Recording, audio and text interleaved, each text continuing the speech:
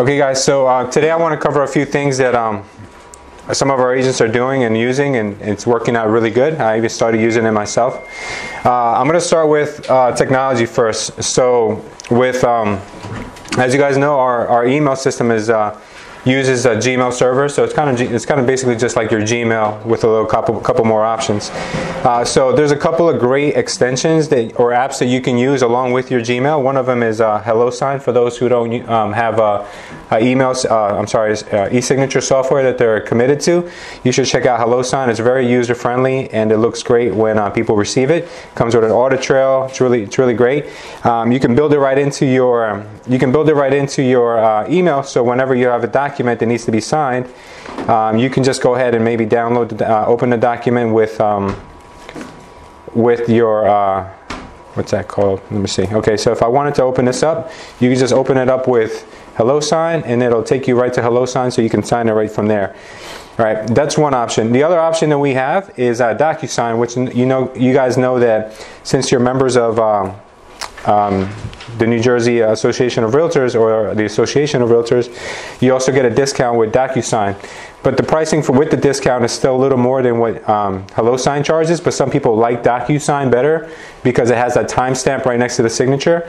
So if you wanted to use that, you can also use that as an extension. So this is going to make your lives a lot easier if you guys are doing a lot of e-signing or you're planning on doing e-signing. And the busier you get, the easier this is going to be, because going back and forth to a printer, and it saves you, minutes, which end up saving you hours in the long term, and it keeps you more organized. So all your documents are in one place if you ever need to access them again. So that's something else you guys should look into, is getting the extensions form. If you guys don't know how to get the extensions for your email, just type in Google extensions in any Google bar, and then it'll take you to the page where you need to be at. And then you can just download any extension that you want, right? This is where you would find it. Now, there's an extension that most realtors are not aware of, that they have for Gmail, and I've been avoiding using it because I just don't want to learn something new. But the agents here have been using it, and it's really good. Anna's been the one telling me that it's been working really great for her, keeps her organized. So I gave it a shot this weekend, and I finally downloaded it, and it is awesome. It's actually an organization tool for real estate agents, where it's almost like a transaction management tool. And what it does is that it will keep your emails categorized by, it'll keep your transactions categorized by address. So whenever you get an email with an address that the system detects may be a new transaction, it'll ask you, is this a transaction? So like if I jumped into, let's say, 22 Juniper, it has here all the people who are associated with the transaction, and it asks me, like, who are these people? So it asks me, who is Benzine? Like if I jumped in here, I could say he's the seller, an assistant, the attorney, the broker, the buyer. Any option that you would have in a transaction, you can do right here and add that. Joelle, who's Ed, you see, this person doesn't belong to this transaction because he did an open house for me. The system thinks, because I had a dialogue with him, that he might be involved. So if he's not involved, I would just uncheck him, and he's not in the transaction at that point. If you have other people that you do want to include, you can include them right here. And the beauty of it is that you can share this timeline. Once you created this transaction, you can share the timeline with everybody in the transaction. So it looks like you're the one that's actually ahead of everybody else. If you have like a 45-day deadline when the deal is supposed to close, it alerts people, letting them know, hey, we're supposed to close, how are things going? So that way it looks like you're on top of your game. So this is actually a really great tool for real estate agents, and so far it's free. I mean, I don't know. I'm waiting for the catch. I'm like too skeptical about this. That's why I didn't download this a long time ago, because I actually got a call from one of the Folio guys, and he was telling me how great this was. And I'm like, yeah, I'm sure it's great. But then I was like, I'm waiting for, like, what is it, $100 a month? Like, I'm just waiting for it. But it's actually nothing, and it does a lot, right? And have you seen a pricing for this at all? There's no pricing. There's no pricing for this. It's free. So please, guys, use this. You're gonna love it. I've been using it for one day, and I can already see it's gonna keep me. The thing is, it keeps all the files that you attach Right there it says files. Yeah. All the way to the right. The contract is So over. everything is there. You just. Yeah, you even have the files like she said. Yeah, attorney review concluded. Like this is going to be essential. Like my front desk is definitely going to start using this because if we ever lose a form or a file or a document, they're all going to be like categorized beautifully. So this is really, really, really great. So on an individual scale, I think you guys should start picking this up as well. So that is the folio tool. So download it as an attachment, as an extension to your email. Right away. The way you know you download it as an extension is going to be, you're going to have your icons up here. I don't know if you guys can see, but right next to your toolbar, there's these icons. If you've gotten the extension, then it'll be here. All right. Next thing I want to talk to you guys about is Todoist. Todoist is one. It doesn't have to be the one, but it's one of the ones that I use. Todoist is a to-do list that is. It follows you everywhere because it's attached to your email. So, for instance, if you get an email from someone and it seems to be a task for you to have to do, then you can add that to Todoist and just have that done later by yourself. I'm not sure how it is here. I got to look it up. But here's the extension. So these are the things that I have to do, and I need to get done right away. Right? You can categorize it by colors. So as you can see that. I have red on some. Red is the most urgent ones. But if I want us to say, you know what, this is not that urgent, it's priority 2, you can go orange, you can go yellow. If it's not a priority at all, you can just leave it as white. So it depends on what you guys consider priority, but it also has a lot of great other great things too. It can give you reminders. You can archive these things so you can always look them over later. They also have a paid version of this. The free one works just great for an individual, but they have the paid version too that you can add more people to it, and you can add tasks to other people's timelines. So, but this free one is really, really good. So I think you guys should look at this as well. I've always been the one to write it down on pen and pad, and that works until I forget my pen and pad in the office, and then I'm like, I forgot what I had to do. So I'm using this more, and this is actually becoming more of a, and I've been using it off and on for years, but it's becoming more of like a staple in my daily activities. Has anyone used Todoist before, or any other ones? I know some people use like Evernote or use other stuff. Okay. Streak. This is something that I don't use. I believe that Ella started using it. Streak? Or Anna? Or you put her on Streak? No, I haven't used Streak. I mentioned it. Oh, okay. We're on Streak. Yeah, I came across it for a few days ago. Okay. You start playing with it. I haven't used Streak yet. I started looking into it, but this is going to be a paid CRM for Google, which I don't know if you're going to need because we do have a great CRM already, as you guys know, Conversion, and it's much cheaper than to use Streak, but it may have its advantages. There's a free version? You have a free version and you have a paid. Okay. Yeah, so if you guys get a chance, download the free version. I'm going to do the same thing. And it's supposed to be a CRM that's going to keep you better in touch with your clients. So I'm going to use this too, and I'll report back to you guys when I get some information. But Anna said she liked it. You used it a few times, I just started using it. Yeah? Tried, to try it out. Okay. And the last add-on that I want to talk to you guys about today is the mail merge. So whoever hasn't gotten a mail merge add-on yet to your Google system, please do that whenever you get an opportunity. It's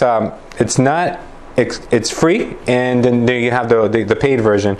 What this does is it will email all your clients at one time, up to 1,500 people a day. So you can't do that with your regular email. You're capped to 50 people at one shot. So if you use this system, you can use 50 a day for free, no problem. That allows you to do that. But it'll email people right from your spreadsheet. So if you create a spreadsheet like this, like let's just say you have people you want to email all at once, all you need to do is set up a couple of headers or columns. So what you do is one of them has to be an email address. The other one should obviously be a name. You might want to include a phone number. So let's just say if I have, for instance, I have a lot of investors. If I have my spreadsheet with 100 or 200 or 1,000 investors, you want to be able to hit those people all in one shot. So the way you do that is by creating a spreadsheet like this, and then you go where it says add-ons at the top, and in add-ons you will go to where it says get add-ons, because I already have a mail merge add-on. So you go to add-ons, and here you would type in the word mail merge. And once you type in the word mail merge, it'll give you the one that I've used before, which is yet another mail merge, which is awesome. So as you can see here, this is the one I have. There's other ones which I'm sure are okay too, but I don't know how to use those. So if you ever wanted my help, just get yet another mail merge. It's $24 for the year if you end up wanting to do the paid version, which will allow you to do 1,500 a day as opposed to 50. If you invite other people to use mail merge, it gives you an extra 50 allowance every day, so you can go from 50 to 100 to 150 to 200 with the free version if you invite enough people, like you invite your dad, invite your mom, invite other people. So it's a pretty good way of getting a lot of it for free. So that's one way of doing it. So this is going to be helpful for you guys, because I always preach to you guys, be organized. Put all your stuff into a place where you can access it, and spreadsheets are one of the best ways to do that. And so if you categorize something with email addresses, you can utilize the mail merge, which is a great tool. All right, so that's it for that portion of it. Okay, what I want to talk to you guys next is I know a lot of people are starting to prospect, which is great, because that's something I've always envisioned for the company, which is an amazing thing, because you'd be surprised. You walk into any real estate company, there's hardly anyone prospecting. Everyone's scared, so they try to refrain from doing that, and they just wait for referrals to come in. And you can't live your life waiting for other people to hand feed you. You become domesticated at that point. So you have to go out there and get the business. You know, if you have a family, you owe it to them to be proactive instead of waiting for people to feed you. That's not a good way to start your first year. So I know a lot of people are scared because they don't know what to say, right? You don't know what to say, all right? So imagine this, right? Let's just say you want to walk up to somebody you don't know, a complete stranger on the street, and you tell yourself, I got to strike up a conversation with this person, right? Your heart's beating a million miles an hour because you don't know what to say to this person. But imagine if you found a wallet on the floor, and you think it might be this person's. Are you going to be nervous to go ask this person, hey, did you drop your wallet by any chance? Like, is this wallet yours? Right? You don't feel as nervous, right? Because you have an intent, you have a purpose. So what I would suggest, if you guys are nervous about prospecting, you have to kind of build your way up to it, okay? Because I know a lot of people have that fear, like, oh my God, I don't know what to say, right? So everyone in this room, I'm sure, has a buyer. I'm sure every single person has a buyer. I'm sure everybody has an investor, okay? So find out what that buyer or that investor is looking for. Like the other day, I had Pam tell me she has this coworker. She's an airline flight attendant. So there's a pilot who has like almost $1 million in cash who wants to invest in multifamilies in Union County. So I said, okay, well, what are you doing? She's like, well, I'm asking everybody that I know if they know of any properties. Okay, so you're putting the word out. That's good. But why don't you start prospecting for them? I'm like, yeah, but I get so nervous. I'm like, yes, but you get nervous because you don't know what to say, right? Nobody knows what to say, so you get nervous. But you actually have a real client. You have a real person who will buy a multifamily house. So what I did with her is I downloaded every single 3-family and up that's ever sold or it's ever been on the market in Garden State MLS, and we downloaded it into a spreadsheet. I said, look, now I'm going to get you every single phone number to all these houses, and your job is to call them with a purpose, because now you can talk to them. Hey, sir, you dropped your wallet. Instead of being like, my name is Pam, I don't know what to say. Now what you're going to do is you're going to call and you're going to say, excuse me, ma'am, or sir, or ma'am, I have a client that I'm calling on behalf of, and we're wondering if you'd be interested in selling your house. When you really do have someone, it comes off a lot different than when you're, yes, than when you're just making up a story about calling to see if you're wondering if they're selling their house. Would you ever consider selling your property? You kind of get nervous because there really is no intent behind your call. So if you're having a hard time getting over that hump of not knowing what to say, find a client and then call on behalf of that client. You'll feel a lot more confident because you really do have someone. That's something that I think you should all try if you haven't done any prospecting yet. Or the other way of doing it is pick a location, right, that you're very, very familiar with, because either you grew up in that town or you live in that town, or whatever the case is. When you call someone in a location that you're extremely familiar with, it's going to come across a lot smoother as well, because they're going to say like, oh, you know what, yeah, we'd love to sell our house, but I don't think people can appreciate the community. What are you talking about? I'm an expert in your community. My kids go to your school, this and that. So it comes off a lot better. Conversations go a lot smoother than if you're calling someone in a completely different county that you don't know anything about. Start in your own backyard until you build up the confidence to start calling in different areas. Then obviously you can call anywhere you want. Like Tom mentioned earlier today, practice what you're going to say, right? Practice. If you're not practicing a dialogue, a script, anything, you need to do that before you pick up the phone once, because you're going to call and you're going to fumble over your words. They're going to know you're nervous. They're going to know you're not confident in what you're saying. Nobody wants to work with somebody that's not confident in themselves. The rule applies for everything. It's a job interview. It is. It's absolutely a job interview. Anytime you get a live one, it's a job interview. Yeah, it truly is. Okay, the other thing that you guys need to get in the habit of doing is notating and adding to your calendar anything that you've done that day on phone calls, prospecting. Notate it and then add that to your calendar so you can have a way of following up with the people who should be followed up with. The last thing you should always do is add those people into Conversion, your CRM, because you're going to forget. Conversion is not going to forget. So if you've added that person in with their email and their phone number, Conversion is going to stay in touch with those people even when you're not. So those 3 things you have to do. If you're not doing this along with prospecting, you're almost wasting your time, because it's very little times when you're going to find that someone's going to give you their business on the first phone call. It almost doesn't happen ever. So you have to make a plan to follow up with these people, and the only way you're going to do it is by being strict on yourself, following your calendar, and putting it into Conversion, so Conversion can keep these people warm for you until you make your phone calls. So that's important. You guys are doing a lot of prospecting. I'm sure it's working out in your favor, but you have to notate these little things that you should get in the practice of doing if it hasn't been working for you. All right. Next topic I want to talk to you guys about is prospecting with an assistant, or prospecting with a virtual assistant. These things are actually, it's easier for you guys because you don't have to make these many calls a day. But you got to remember, these people are not as motivated as you are, because you're the one that's getting the biggest piece of the pie.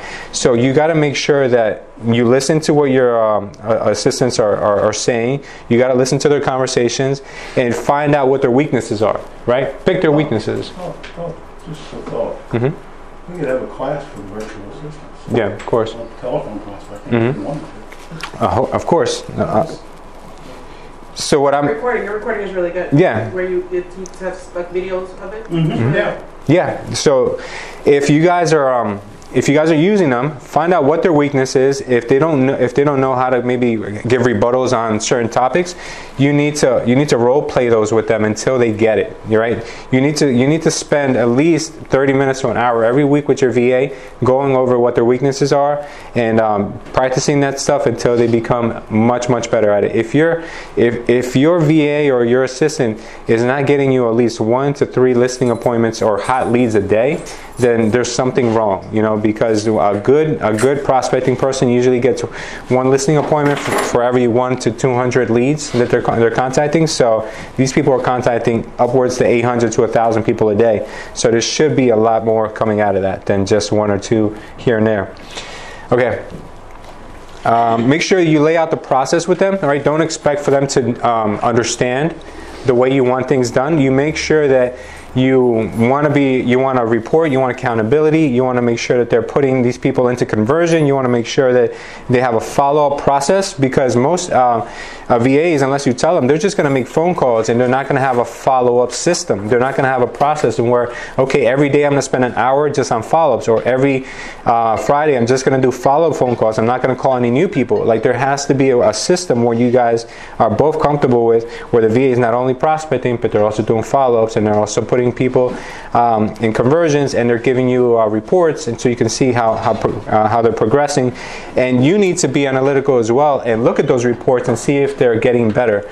If your VA started off making, I don't know, 4,000 phone calls a week, and they got you 5 listing appointments, and then a month later they're making 3,000 phone calls a week and they're still getting the same amount or less, then you know something's wrong. Something has to change.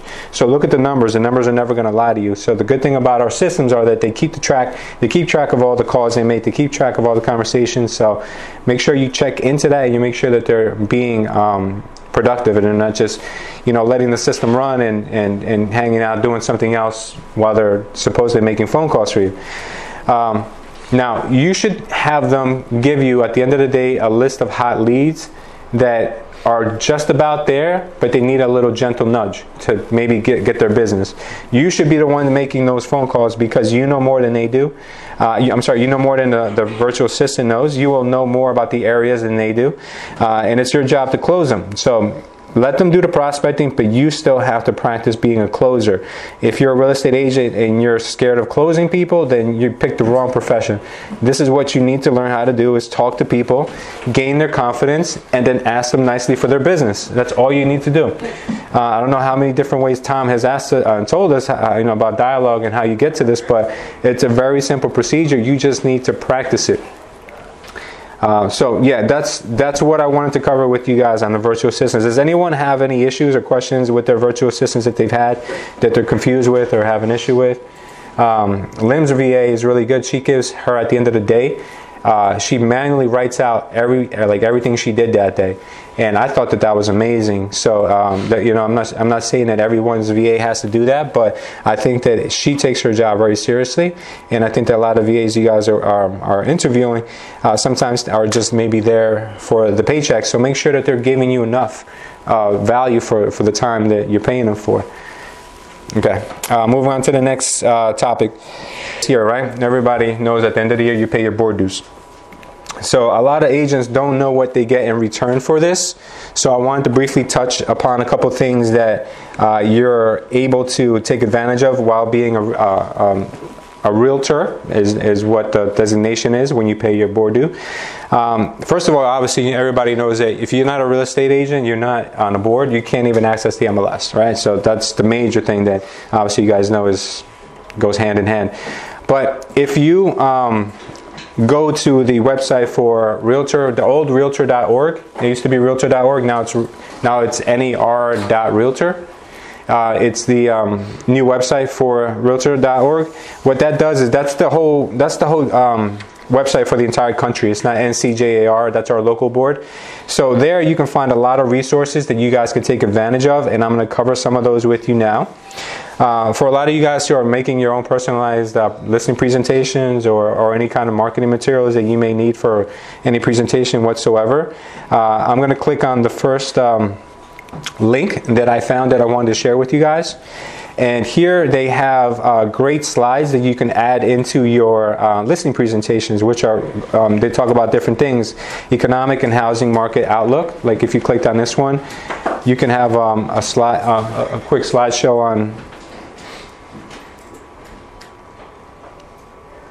on what's going on here. So if you felt this is a good topic to touch upon when you're in a listing presentation, you could use this. There's good stuff here. Really, really great stuff. Take the time to familiarize yourself with what is available on this website, and it'll help you seem like you've prepared yourself a lot more. They don't know that the National Association of Realtors prepared these slides for you.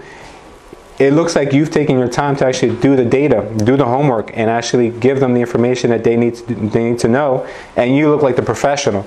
So take advantage of this information. It's here. It's part of your board dues that you pay for. This is stuff you've already have access to. So please make sure that you know it's there. All right. The other thing I wanted to show you guys here is data. There's tons of data on this website that you guys can use. If you guys wanted to figure out what's going on in any local market, right? So let's just say you're getting a listing appointment outside of your market. Let's just say you're getting one, I don't know, in Bergen County or something. You can go right in here and you can select Bergen County. And then you can select the time period of when do you want the information for. So let's just say we want the most recent information. We can view a report. So now when you go to the listing presentation, you can tell them about the sales data from last year to this year, and you can tell them whether their market is up, their market is down, their market sideways, flat, backwards, inside out, however it is. You could explain to them. Most real estate agents are not going to show up with this information.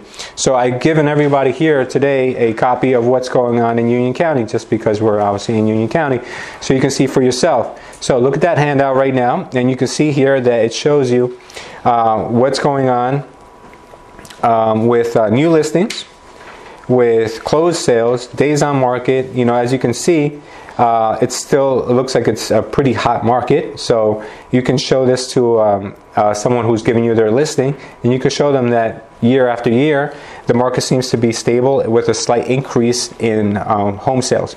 So this looks pretty good. And this data here shows that the median home sales price has gone from $299 to $323. That's an 8% increase across the county, which is going to be obviously a big kind of statement to generalize the whole county, because as you know, some towns probably went up less, some towns went up more. So you guys can just use this to give them a general gauge of what's going on. This can either help you with the listing presentation, or it can help you with pricing a property, and it can help you bring a seller back down to earth if they think that their home is worth $100,000 more than it was last year. This is great data that you can use to show them. Like Tom would say, show them, not just tell them.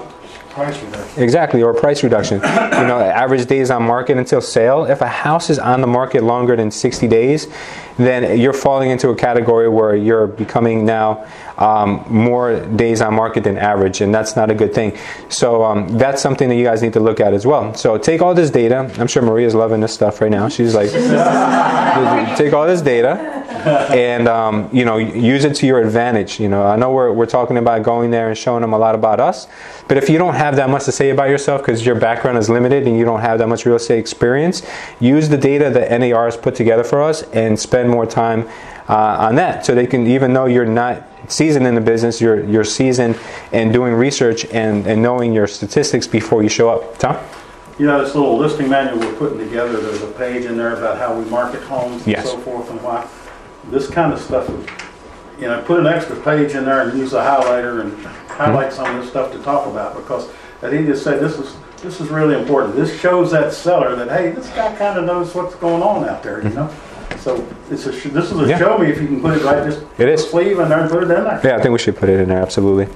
Okay, and the third thing I wanted to talk to you guys about in the NER website is this free library that we have access to. I know a lot of us are eager to learn more about real estate, and there's actually ebooks in here that you could download for free. This one here, the Art of Selling Real Estate, you can actually download this to your Nook. You could download it to your computer. You can save it as a PDF. You can do a lot of things with this. So take advantage of going in here. There's a lot of great reads and articles that will help you become more of a professional in real estate. When you don't have anything to talk about, it's very nerve-wracking. But when you've read something great and it sticks in your mind, you can start a conversation with someone about the topic because you've already educated yourself on it. So take advantage of the library. This is something that most people don't even know that's in here. Good stuff. And you can also take classes on this website as well. NER has a lot of stuff. I mean, to be honest with you guys, they have this Realtor benefits program too that that they talk up a lot, and there's a lot of cool stuff in here that you can get. It's because you're a realtor, you get discounts on certain things. I don't know how much value anyone would put on any one of these things, but look into it. Maybe some of them do have value for you. I know that with certain phone carriers, we get a discount on our cell phone bills, and you get discounts on car rentals, maybe hotel stays. So if you guys are planning on doing some traveling, you guys can look into this as well. All right, so you just want to know that you're paying $450 every year, or $445, whatever it is, but you do have some stuff that you can get in return for it. So take advantage of it. That way, it seems like your money is being put to good use. Okay, next topic I want to talk to you guys about are the Facebook tips, and I wanted to quiz Hugo on this because he's been using a lot of this stuff. I wish Carlos was here because Carlos took some advice I gave him the other day, and he doesn't even know what to do with the amount of Facebook leads that he has now. It's like, what do I do with them now? I got like 1,000 of them. So that's what you guys need to start doing is learning first how to get the leads. If you guys have no leads, no business, no buyers, no sellers, nothing, you need to start thinking about spending a little bit of time on Facebook marketing. I'm going to let Hugo explain to you guys really quick. You want to come up here for a second, bud? You want me to log you into your Facebook page by any chance, or you just want to explain? No, I can just walk through it. It's pretty simple. Okay.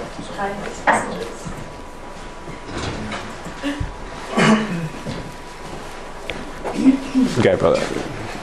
All right. So ideally what I did is I just wanted to take advantage of the systems that we already have. So obviously we're using Conversion as a CRM tool, and it had a lot of options where we could create landing pages or just create some attractions to the properties existing in the market. So I took two approaches.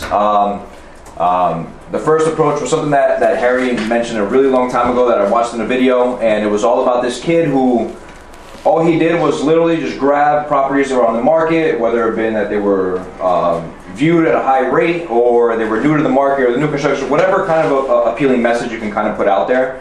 And I took those properties within the Conversion website. So once you log into Conversion, you can go actually to your website itself and just look as if you're a client looking for properties. Or you can just search in an area. So ideally what I did is I searched Scotch Plains, let's just say recently reduced. So I would take those or foreclosed or short sales, and I would highlight the address bar, and then I would copy and paste that into Facebook. And then ideally, because if somebody was looking for something for a bargain, then I would go to your garage sale forums or your groups. I would ask permission, obviously, to join. And then once I was given access, and I would post in there. Now you have to post a couple of times for the actual images to actually pop up. If not, you'll just get this really bland post on there. And ideally what that was creating was, once the people click on that link and they start searching at whether it's that property in specific or any other properties that are on there, they'll ultimately have to log into Conversion or create or input some kind of data in regards to themselves. And once they do that, I'm able to monitor exactly what kind of activity they're doing on our Conversion website. Whether it be that they looked at certain homes within a certain price point, or they've viewed the same property over and over again. And I did the same thing between marketplaces and groups. Explain what marketplace is. A lot of people don't know what that is. So your marketplace is just like your Craigslist, just on Facebook. So you can do it on Craigslist as well, which I have tried with Craigslist, and I haven't had as much success. But I posted it not only into the groups but into the marketplace, as whether it been as service or just anything that was hot, and I did that more in the aspect of a specific property versus doing an overall market, just to try to create some more traction on that specific property. I usually target something that has an immense amount of views, meaning that there's a lot of traction on that property, or anything that's recently drastically reduced, anything that can kind of just appease the mind when somebody is looking through it, because we only have a couple of seconds to kind of catch them, right? So when you play around with your Conversion site and you pull up the properties on there, always look at the first property that pops up on the website, because that's the image that they're going to see on Facebook. So I'll usually play around and try to get the nicest property to the first position, so once I paste, that's the property that actually pops up. And then I'll just gauge based on where I'm posting, whether I'm posting on groups, or I'm boosting it to a certain area. I'll gauge, are they attracted more to the recent reduced, to the new to market, to the new constructions, and then I'll base my future posts towards that, to that area, versus kind of just doing the shotgun approach and just shooting everywhere and hope that it sticks. I'm trying to make it more impactful when I'm actually taking the time, because it does take a little time to do that. Your second way is from a seller's lead aspect, and that's just, and we've seen Carlos do it as well, but it's all about attracting sellers or homeowners to come check the value of their properties. So you'll literally create a squeeze page or a landing page just in Conversion, just for people within a certain area, and it'll automatically create the ad for you, and it'll say how much is your average home worth in Scotch Plains is $717,000. How much is yours worth, right? And it'll give you a very generic image on there with a question mark. I encourage you guys to change that image. I've had a lot better traction when I put a kitchen or a living room or any kind of other picture besides that question mark, because again, it just attracts the eye. They stop at the post.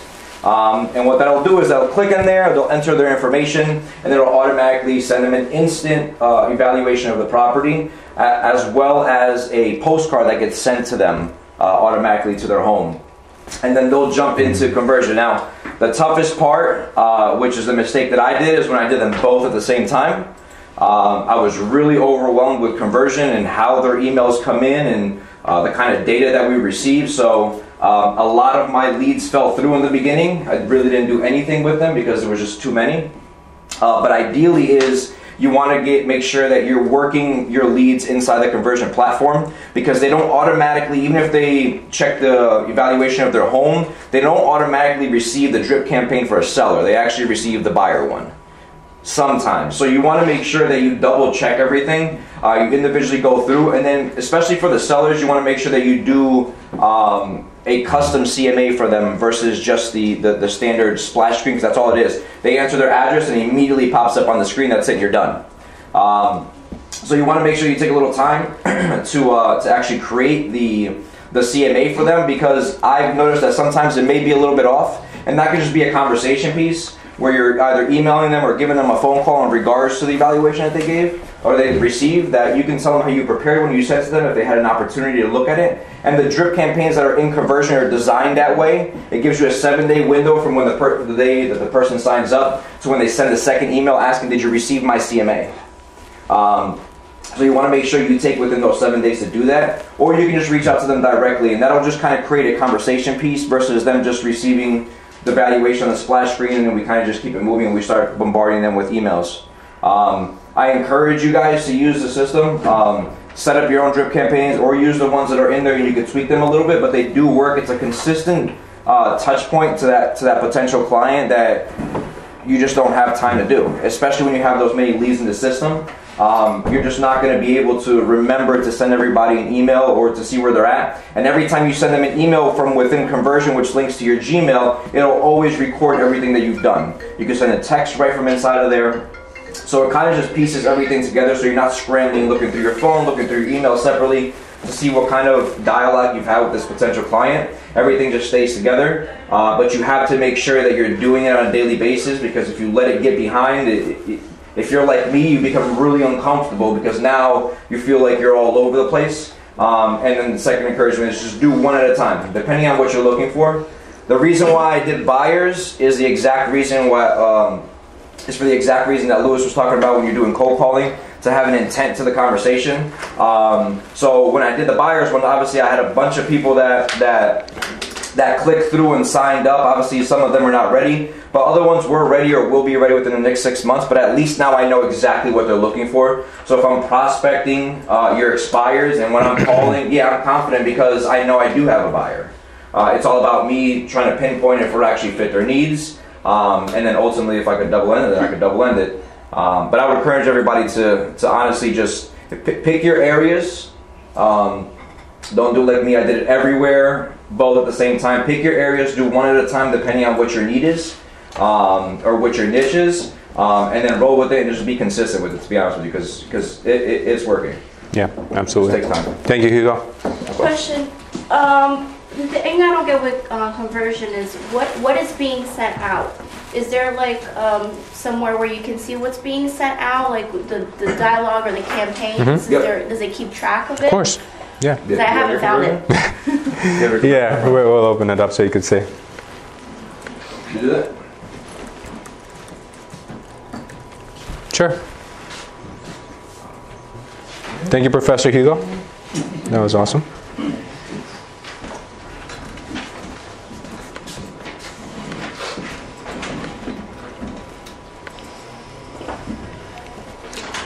So everything that Hugo said sounded kind of technical, because I know a lot of you guys have no idea what he's referring to because you haven't done it. To just simplify that, I told Carlos to do the exact same thing that Hugo just said, and half an hour later he came back to me, he's like, I've got 17 leads, what do I do? Like in 30 minutes, so it works.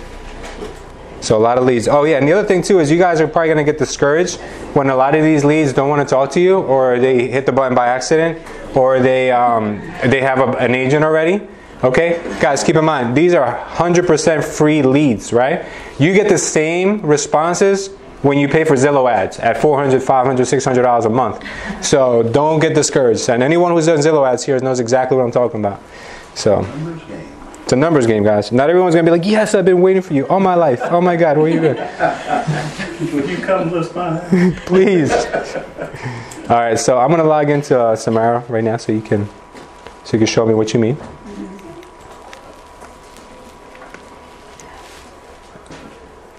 By the way, this picture of you, Samara, is not very becoming of you. All right, so I'm going to go into your active leads. All right, so I've got your active leads here, right? We've got these 4 people, right? So give me an example of who you're referring to. I don't know. Anybody. Okay. This girl Sarah seems to be pretty active, right? Let's go to Sarah. Okay. If you want to see what kind of correspondence Sarah has been getting, you can check in a couple of different places. Here, where it says notes, right? You can see that Sarah has been. Let's see. I'll tell you right now. Okay, you used the squeeze page on 715 Hazel. I think that was probably me. I might have assigned it to you. Okay. We found some information on her. I transferred it to you. Outbound call. Okay, not ready to buy right now, having a baby. Is that what she wrote? Okay, all right. So these have been the only contacts with this girl. If she was on a drip, she is on a drip campaign actually. So if you look here, she's been sent a series of messages. She's been sent what looks to be a text message. No, email. Okay, she was sent an email on December 22nd, another one November 3rd, another one November 2nd. Okay, and a text message in September. So she's been getting a whole bunch of contacts from you. I think it's about time for you to pick up the phone and say, hey, how's that baby? You know, like, so yeah, this is how you can tell what kind of stuff they're getting. Now, if you don't want this person to receive these messages anymore because you're working with her, all you have to do is go here and say, I'm working with this lead. And once you click, I'm working with this lead, it turns them from a lead to a client. So they'll stop getting these messages. Or if the person tells you... messages created? In the drip campaign, because conversion comes with its own drip campaign already standard. Okay. It's your job to go into this drip campaign by going to your name, dropping down to my settings. And then after you drop down to my settings, you go here where it says drip campaigns. All right, here's the drip campaigns that are already in place. They're already there. If you want to create a new one that sounds more like you can create one here that says for buyers. You can say Samara's buyers, and then create that drip campaign. Add the campaign, and then you go here to which campaign you want to edit. Make sure you're highlighted under Samara's buyers. Here under where it says send on day 1, you want to make sure that you're on day 1. Then you would send an email first, and then here you customize the message you want to send them. And then what you do is you add contact by contact. When I say contact, I mean you add like email by email, text message by text message individually. So maybe the first contact you want it to be in the first day, you want it to be in the form of an email. You write a nice message thanking them for taking their time, and then you want the second touch to be on the 7th day maybe, and you want this one to maybe to be a text message, and you want this one to say something else like, hey, just thinking about you, let me know if you want to see any homes this weekend. So this is how you edit your drip campaigns if you want to create one that's more like you. If not, you can continue using Conversion's default drip campaigns, but I'm telling you they work better when they sound like you. Okay, so that's how you do that. Familiarize yourself with Conversion. I know you've got a little more time on your hands now. Take the time to take some of these training videos, and if you guys don't know where they are, drop down on your name again, go to training vids. They're all here. If you're not using Conversions, you're really selling yourself short when it comes to all the tools that you have at your disposal. So please familiarize yourself with this, and you'll do really well. I'm sure you will. So like Hugo mentioned, posting in groups is a really great thing to do. All right, if you guys don't know where on Conversions to create those ads that he's talking about, right here on your panel on the left hand side, you can create either a squeeze page or a landing page. Okay, these are your 2 marketing tools that work extremely well. All right, the other thing I want to talk to you about was Marketplace. What he said, that's your Craigslist that's in Facebook. They actually work really well for these ads, so please try using that. Posting with Conversion, obviously we mentioned that, and managing your leads. How are you managing all your leads? Are you doing anything special with them? Hugo? No, I'm just making sure that the correct drip campaigns are assigned, okay. And then especially if I have phone numbers, I try to reach out to them within the first few hours when they come through. Okay. Just because we tend to get a better response and a better pickup rate on the phone. Yes. Mm-hmm. When we do it immediately versus letting it simmer for a couple of days. Yeah. Texting works a lot better than email, so if we have a phone number, great. If you get in contact with them and you don't have a phone number, because sometimes they could just sign up with just an email, yes. Make sure that you try to get the phone number, because I'm telling you, people probably check emails once a week and they check their phone once a minute. Okay. The other thing I want you guys to do, if you're getting a lot of these leads and they're kind of cold in the beginning, what you need to do is every time you add in a lead, give them a hashtag, right? What I mean by that is, let's just say that we're looking at Samara's client again, this person, right? Let's go back to her overview. Let's just say that this person, she has a hashtag right now that says transferred because I transferred it to her. Let's give them a hashtag that says buyer, right? Okay, cool. Or I don't know, maybe you guys want to say buyer from FB, from Facebook, or whatever, right? Just call buyer, whatever you guys want to call it. Or buyer 2017. Okay, now this person is a buyer 2017. Let's see, it's not down here. Oh, sorry, it's up here.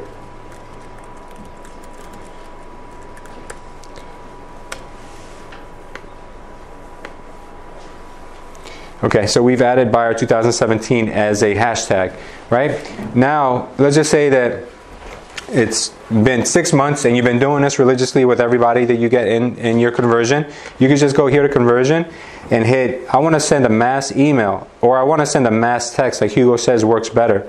Who do I want to send it to? I want to send it to everyone I categorized as a buyer 2017.